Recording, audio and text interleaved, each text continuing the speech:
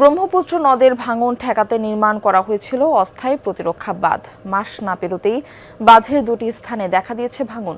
ক্ষতিগ্রস্ত অংশে ফেলা হয়েছে জিও ব্যাগ। স্থানীয়দের অভিযোগ, নিম্নমানের কাজ ও তদারকির গাফিলতির কারণে এই পরিস্থিতি। বাঁধের পাশে নদ খননের কাজ চলায় ক্ষোভ রয়েছে তাদের। সিলন টি রপ্তানিতে শীর্ষে। এক মাসও হয়নি ভাঙন ঠেকাতে করা হয়েছিল এই অস্থায়ী প্রতিরক্ষা বাঁধ, কিন্তু গত ২০ আগস্ট হঠাৎ ধস দেখা দেয় প্রায় ২০ মিটার অংশে। ক্ষতিগ্রস্ত অংশে তড়িঘড়ি করে আবারও ফেলা হয় জিও ব্যাগ। এর আগে বাঁধের আরেকটি অংশে প্রায় ১০ মিটার ভাঙন দেখা দিলে সেখানে দেওয়া হয় জিও ব্যাগ ট্রিটমেন্ট। সব মিলিয়ে প্রতিরক্ষা বাঁধটি নড়বড়ে।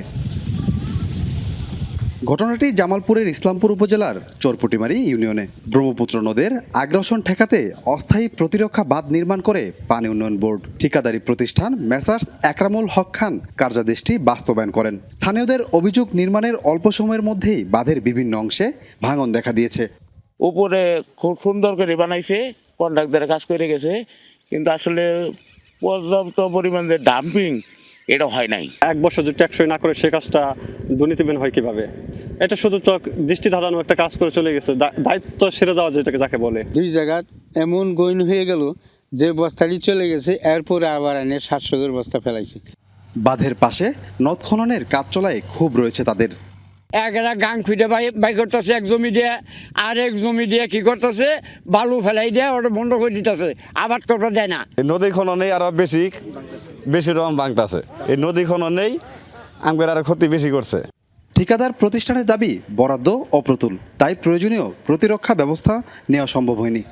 এখানে যে পরিমাণ কোয়ান্টিটি দিচ্ছে, আমরা যমুনাতে কাজ করি ধরেন 30 মিটারে 5,000 5,500 ব্যাগ হলো আমরা ডাম্পিং করি, আর এখানে দিচ্ছে হলো 120 মিটারে 5,048 ব্যাগ। মান নিয়ে অভিযোগ থাকলেও প্রকল্পটি যথাযথভাবেই বাস্তবায়ন করা হয়েছে, দাবি পানি উন্নয়ন বোর্ডের। কাজের চলমান অবস্থায় এবং শেষের দিকে দেবে গেছিল স্কাওয়ারিং হয়ে, তো এই দেবে যাওয়া অংশ পুনরায় এটা ঠিক করে দিয়েছে ঠিকাদার। এখানে নিম্নমানের হওয়ার কথাটা ঠিক নয়। ব্রহ্মপুত্র নদের বাম তীরে 120 মিটার অংশে 2 ধাপে 7,200 জিও ব্যাগ ফেলতে খরচ দেখানো হয়েছে প্রায় 30 লাখ টাকা। সাগর ফরাজি, যমুনা নিউজ, জামালপুর।